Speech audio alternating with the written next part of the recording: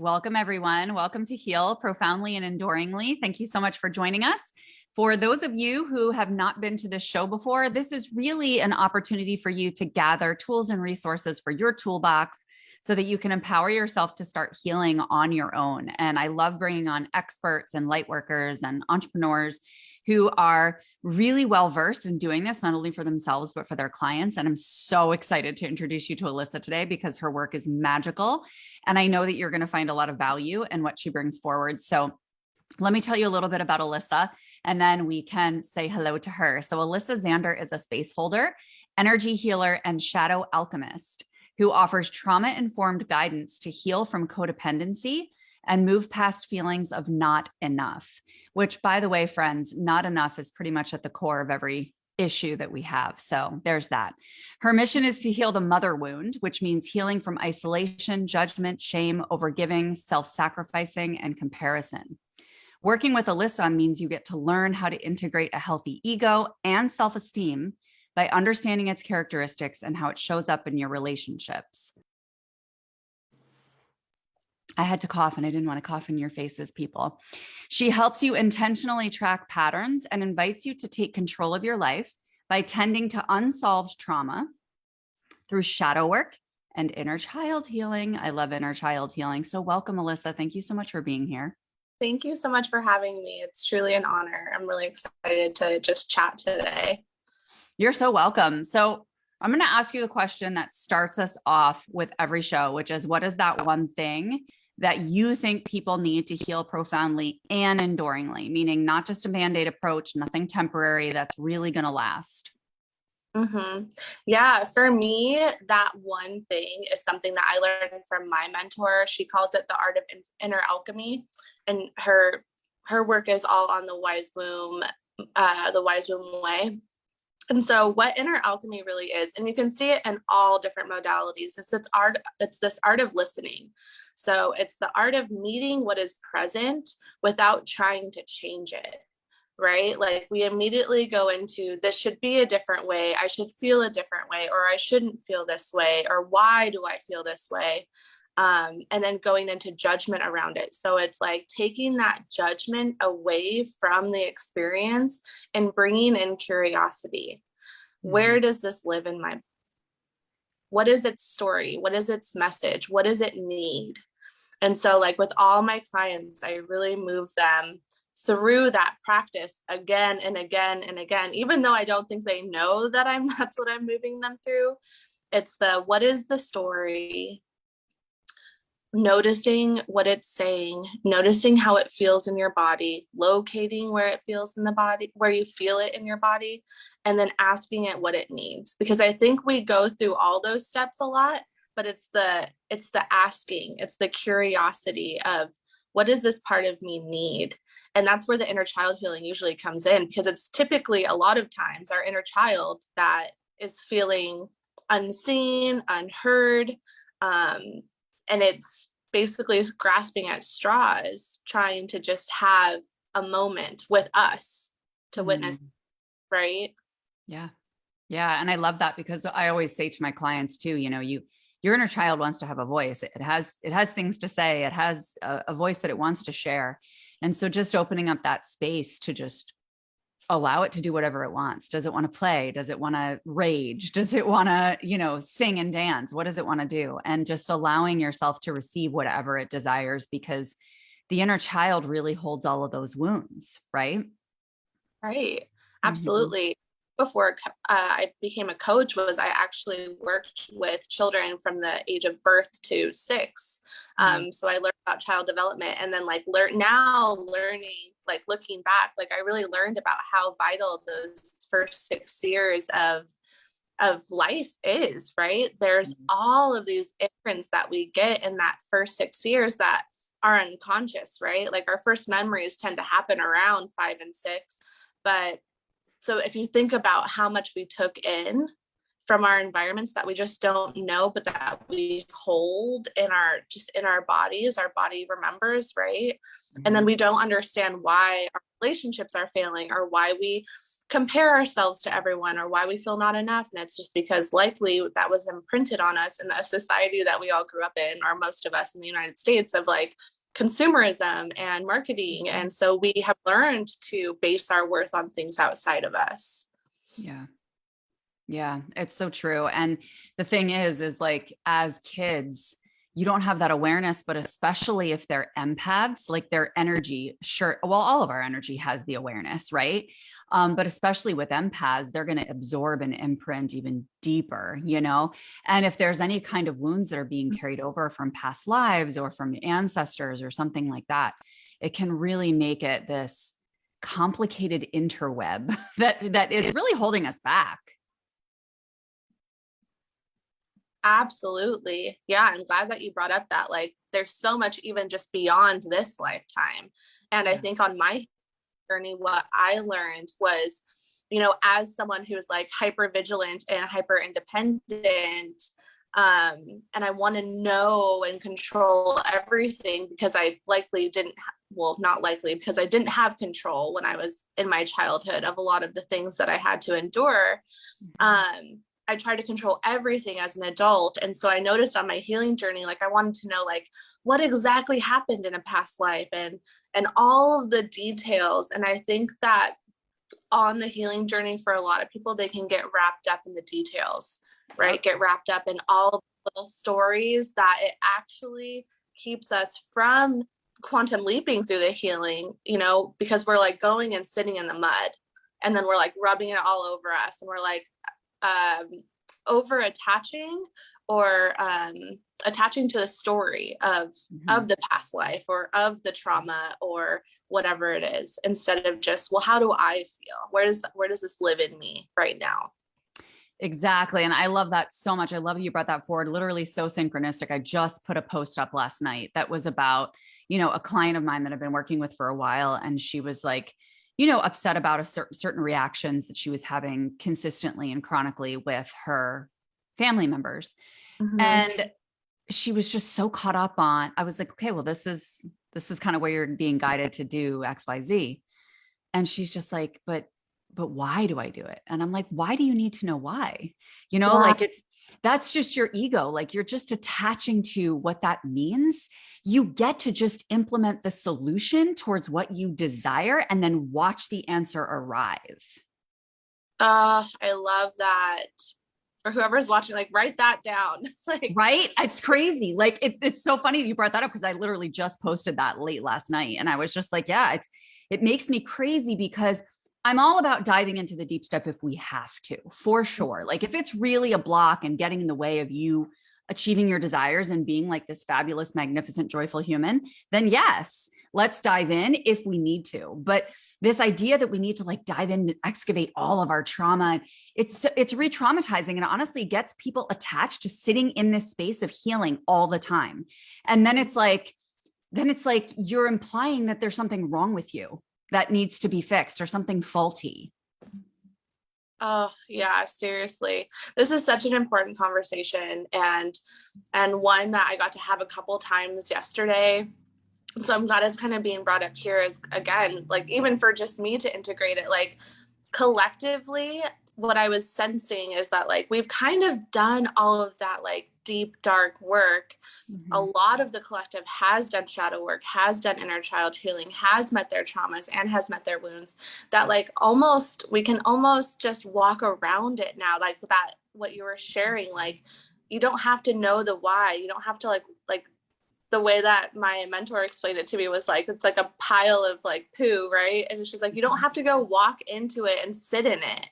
Like we can acknowledge it when we like approach it and say like, do we really need to sit in this? Like we've acknowledged it, so we can really just walk around it now. We don't have to like you said, re-traumatize and like go and do it every single time it comes up. No, it's so funny because like I was activated the other day with something and I started putting meaning to it. And I was like, but without the story, what is it? Right? Like without the story, what is this and where is it housed? And how do I want to choose to feel? And I was able to choose that, and it's just when we have these tools and this ability, and trust me, people, if you're watching this live or on the replay, this is not something that happened overnight for me. It's not like, oh, I just decided and then it's all gone forever. Like it is a practice. And what's cool, and I can promise you, is that when you're consistent with it, you will wake up one day and it'll be automatic. And it's like a switch goes off and it just feels so liberating. Mm-hmm. Yeah. What I like hearing when you're sharing that is like remembering your window of tolerance, right? And that's like, around trauma. So I don't know if everyone will know what that is. If you don't know what it is, look it up, because it's super helpful to know. Like our window of tolerance, it's fluid, right? And so I think like once we know that like we're not always going to be on, we're not always going to be able to like have that conscious moment to walk around it. Like there's going to be times where our window of tolerance is like null, right? And we're going to be activated and we might have to sit in it, but it's like there's times where that window of tolerance grows, where we can have more conscious awareness. And like if you really want more conscious awareness to happen faster, like breath. Like Eckhart Tolle says, all it takes is one conscious breath, one breath to like come back into self. And that just has changed my life forever, because just knowing that when I'm activated, I get to just like remember that truth that like, if I just take one conscious breath, I can land back in my body, instead of like story of they hate me, they don't like me, no one cares about me, no, whatever the story is, I can just take one conscious breath and like root and ground myself back into my higher self, my higher truth, my higher knowing. I love that so much. And what I usually do with that too is like, once I do that, I then put my focus on my vision and my bigger mission too, right? Because then that gives me the momentum. It's like you come back to the body and then it's like, remember where you're going, remember what you're here for, Really, I should say this goes to my heart space, not my mind. Right. And like that felt sense, which is what I've been trying to cultivate more of. Like I can dream up a beautiful dream, but the next step is that what does it feel like? Feeling like it already is. Can I embody that of knowing that it already is, that it's already here, that I already have it? What does that feel like? Which is typically like trust, right? Embodied trust, embodied surrender, that it is all happening, that it is all here. Yeah. I love that so much. It's trusting that present moment and what's a cue, what are your resources right now in this moment within you, Sherry was saying that she just thought this morning, she's so tired of heal your trauma. Exactly. And I think that, Sherry's somebody who's been in this intuitive world for a while too. You get sick of hearing it. And I think that's one of the reasons why I shifted mainly to empowerment, because that doesn't mean that healing doesn't happen. Like as we empower, the areas that need to be healed in order for us to maximize our power become apparent. But it's really about mobilizing yourself and just like connecting to your soul, like you said, and allowing that to be your reference point. Yeah. And I think that's like, it's so interesting because a lot of the clients that I have, they come with so much story. And I'm like, we're just cutting through it. Like I'm not going to sit here and like mull with you. Like I'm going to get you and see you. And I'm going to ask you like, how are you feeling? I'm going to like ask you what the facts are. Yeah. And then sitting with that instead of sitting with the story and where did it come from and why is it here? Because I think that can be so attractive to someone, especially someone who has codependency patterns, which I have, and who I work with. They primarily come to me because they have noticed codependency in their own lives. We want to attach to something outside of us naturally. Yeah. Like we're just like, we want to be able to blame something outside of us. We want to be able to put it on something outside of us, attach it to something outside of us. And so my work really, and what I'm so glad that I get to do is just like, we're not attaching to that. That's a story. And then like, what is present for you right now? Like you were saying too, like what resources do I have in this present moment? That's so beautiful. Okay, so I could probably talk to you all day. So let's get to the mother wound. All right. Can you tell us what that means when healing the mother wound? Yeah, so healing the mother, can tell you what it means to me, because I think it Okay. probably vary for other people. But for me, when that transmission came through from my star family, it was like, you are here to heal the mother wound. And I was like, what is that even? Like, I just heard the words, but I had no idea what it meant. And so as I sat with it more, I just heard codependency over and over and over again. And so as I have worked with my own interpretation of the mother wound, it's about codependency. It's attaching your worth to something outside of you. It's judgment, it's isolation, it's self-sacrificing, overgiving. Like, these are traits of the mother wound, and in turn also kind of traits of distorted feminine, right? It's Yep. that overgiver, self-sacrificer. We're supposed to do all of the things and not care for ourselves, right? Give to our children, give to our partner, right? Which really just ends up leading to disharmony.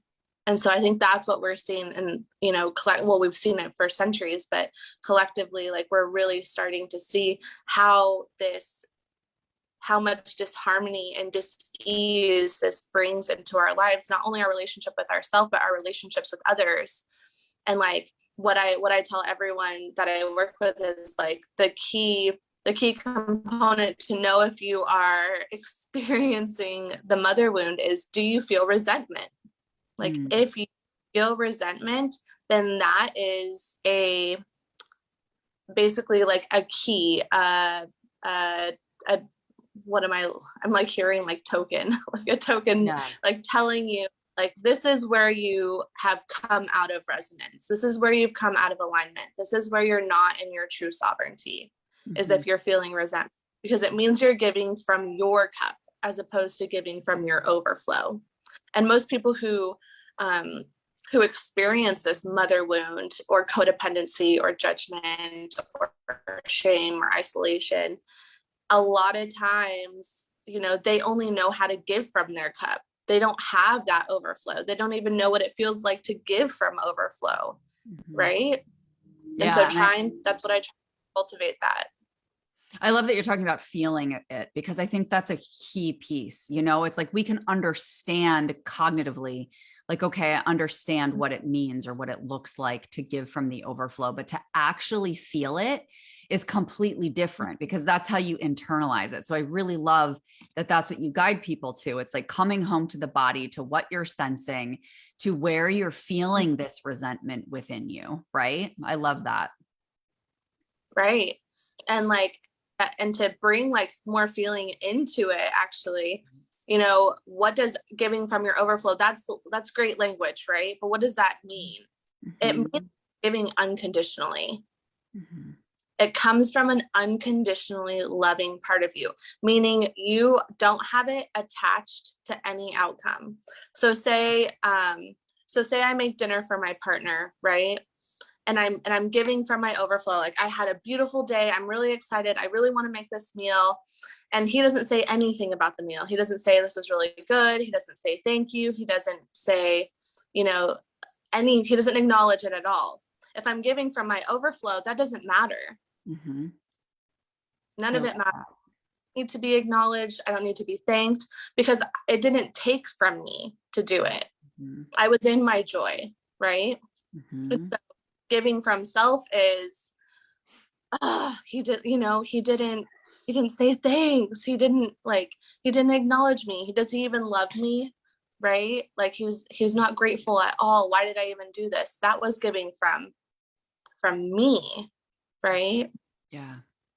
Yeah, I really, really love that. And I love that you're sharing that, because I think that's such an important distinction for people to feel and to just have their own self-awareness to reflect on, because that's really about being attached to the outcome. It's like, well, I'm going to give you this because I'm attached to what I'm going to receive as a result, rather than I'm appreciating the joy in the process of the offering.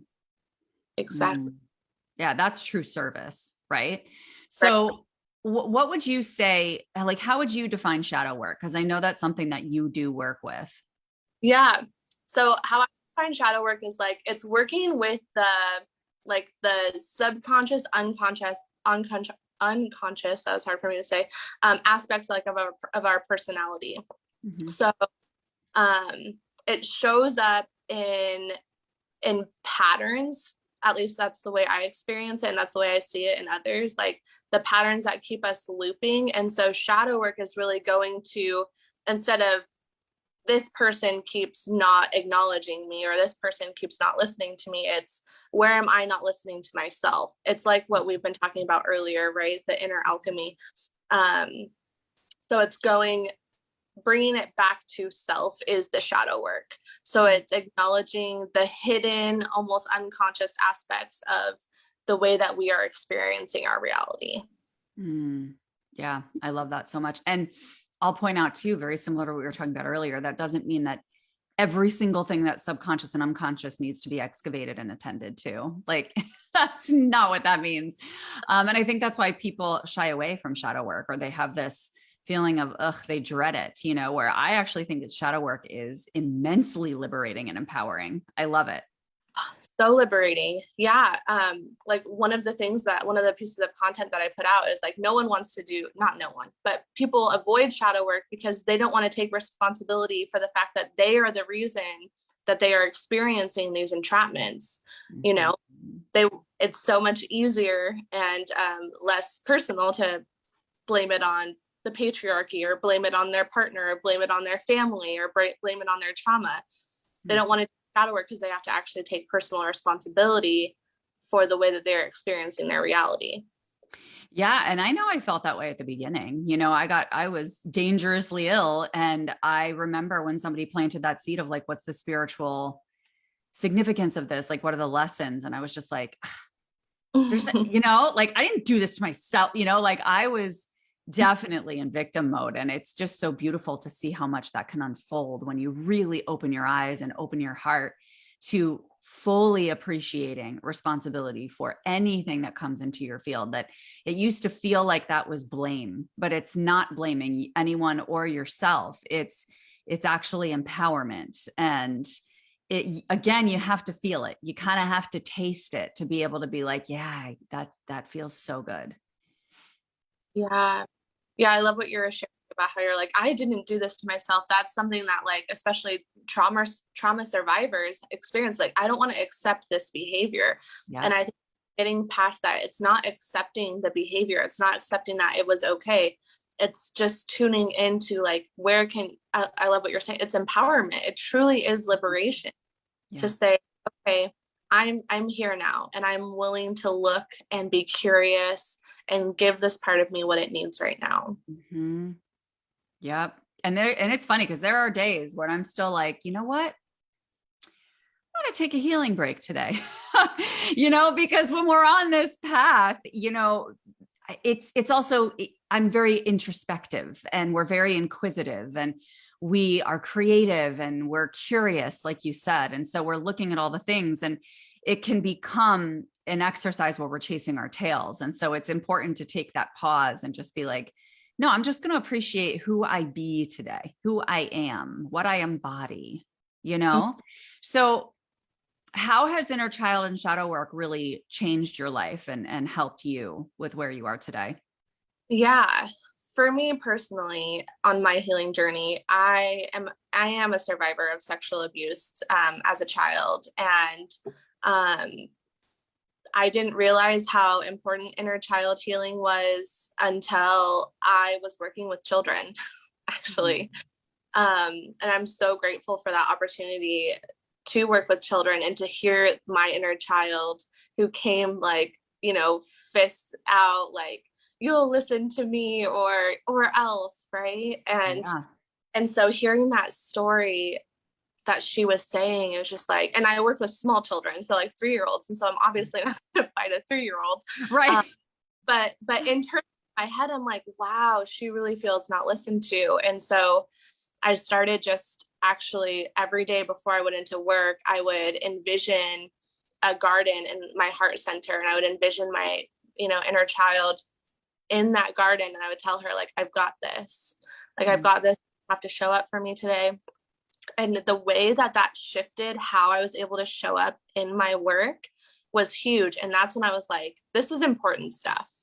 Because if me just taking 5 minutes before I walk down to the classroom to just sit with my inner child and tell her I've got this is changing how I interact with the children who I serve, then this is big. And it's changing my reality, where my reality before was, no one listens to me. They don't listen. They're just running crazy, a bunch of toddlers. They're uncontrollable, to like, wow, these are all like individual children who have their own dreams, their own passions. And I can now come with this, like, this presence and reverence for them. Right. Yeah. And so inner child healing really allowed me to sit with the stories that she's told my whole life. No one listens to me. I'm not loved. I'm not worthy of love. As the years have gone on, like, there's so much rage that, like, sometimes she needs to rage. And sometimes that's actually my inner teen. So, like, just parts of us, and giving them this space to express is, like, huge. And so I feel like shadow work is all tied into that, because the shadow work is the story, right? Right. Where does no one listens to me come from? Well, it comes from my 5-year-old self, 6-year-old self, 8-year-old self, 13-year-old self, when I told my mom and she did nothing. No one listens to me. It doesn't matter. Right. And sitting with that part. Yeah. And it's like you're having empathy for wherever that child is and their development and their energy field and their environment, whatever. And that's what I felt was so beautiful when you were talking about the garden and your heart space. It's like you created a space, like you created space for your inner child. That's exactly what we need to do, is create space for ourselves, so that I like to view it as, when we create space, it's almost like we're expanding our root chakra, right? So we have this like really solid foundation that's really expanding to hold whatever happens to come into our field. And we're so firmly rooted that we have the space to be able to hold it, even if temporarily. Yeah. So cool. Like, if you do that practice, like, I would be floored if you didn't get any sort of like experience reflecting back to you from your reality that isn't more pleasant. Right. So if things are chaotic, like, creating that beautiful sacred space in your heart space. And I mean, literally the practice took me, less than 5 minutes. Right. And it's free. It doesn't cost. I know, it's beautiful. That's what's so cool. It's like we have all of this within us, and it's so neat to be able to just learn how to access it. And have you seen the same kind of, like, what transformations have you seen in the people that you work with when you introduce this to them?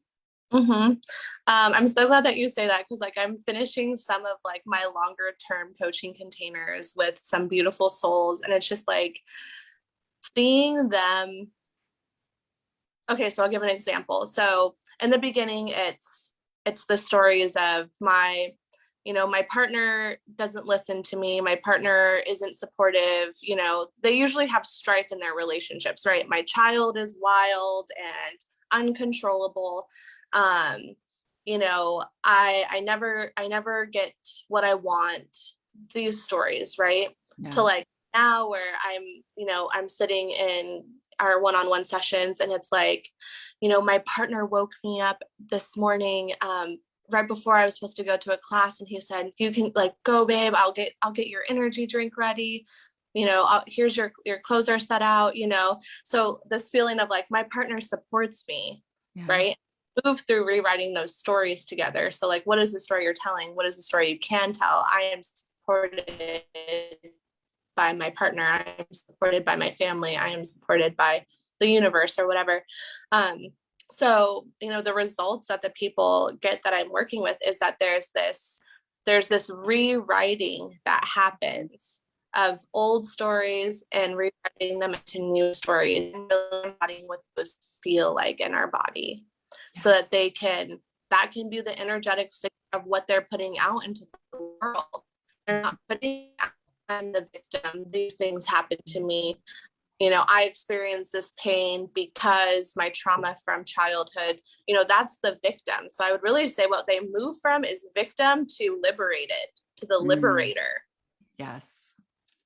That's brilliant. I love that so much because that's exactly what we need to do. We have so many tapes playing in our heads, and you know what? This is what I'll say too. We really do need a safe holding container to do that, because it's not like you can't do it entirely on your own, because you do have those resources within, but it's so loving and gentle for yourself to have that space held by someone else. And you can expand more, honestly, because when your energy feels safely held by another human and not just by spirit, it grounds you more and it offers you more wiggle room to be able to allow this energy to move and grow and shift. And that's how you accelerate and you get faster at being able to move through these things. So I just think it's like a present to yourself. Yeah, honestly, I'm so glad that you said that, because that's something that I continue to hear from my clients. Even it's thank you for holding space for me, because what I'm doing, I'm not sitting on these calls being like, this is what you need to do. And this is what you need to do. And this is what you do. Like, I'm not doing that. I'm sitting and I'm listening. Yeah. And reflecting back to you what I'm hearing. I hear you saying that you feel unsupported, because that reflection I feel like is huge, because it's like, oh, okay, that's really, is that true for me anymore? Going with thing and like actually receive their own medicine by having someone who knows how to consciously hold space and reflect back to them what they're experiencing. Like if you're working with someone who tells you that they have all the answers and you can't receive all the answers unless you work with them, like that's like not right relationship. No one has all the answers. You are your best healer. And so I love that you're bringing that awareness and that truth aspect to what it means to hold space. It means to just be seen and witnessed in your experience and having that activated within you in a safe container. I love that. It's so funny because I love to use the word activated, because that's kind of what I view us as coaches, right? Is that we are activators. And I say that all the time, I'm like, yeah, I'm just an activator of your own shifts, of your own, whatever's meant to come forward, of your own power. And the feeling that comes from that, both for the practitioner and the client, is empowering at both ends, honestly, because it's so exciting to be able to witness someone witness their own power that naturally came forward. And it's like, oh, that's so amazing, because they're also, investing in space for themselves. They're opening that space for themselves, which is kudos to them. Right. I think for me, like when I realized that I was desiring a mentor and a safe space to explore, what I noticed is like, I got to be all the parts of myself, right? I got to be the part that was really centered.